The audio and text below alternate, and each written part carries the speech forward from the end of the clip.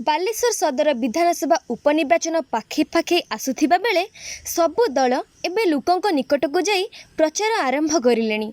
अन्यपटे मंत्री प्रताप जेना बालेश्वर गस्तरे आसी circuit house रे दलर विधायक वरिष्ठ नेता कर्मी मानक सहित आलोचना करिसेंती।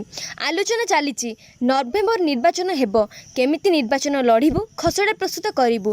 माननीय मुख्यमंत्री नवीन पट्टनायक उपयुक्त प्रार्थी नाम घोषणा करिबे बोली मंत्री गणमाध्यम को सूचना देइछंती। बालेश्वर रे आसिकी मु समस्त सहित आलोचना करुछि। आज मध्य आमे बालेश्वर जिलार समस्त एमएलए और डिफिटेड एमएलए समस्त सहित मध्य आलोचना करिवार व्यवस्था रखिछु एवं बालेश्वर जो माने दलर आगधाड़ीर लोक सेमान सहित आलोचना करिया पय मध्य व्यवस्था रखिछु।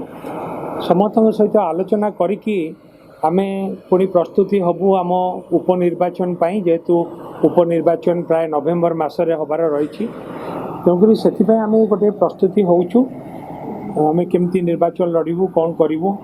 से आमे बालेश्वर निर्वाचन मंडलीर जो माने आगधाड़ीर नेतृवृंद अच्छा से सहित आमे डाकिकी आलोचना रखिबु। कलापर आमे गोटे निर्यास पहुँचिकी पुणी उपनिर्वाचन पाई आमे केमती निर्वाचन लड़ू ताप गोटे खसड़ा प्रस्तुत कर नहीं। बर्तमान सुधा कहीं प्रार्थी निष्पत्ति है ना।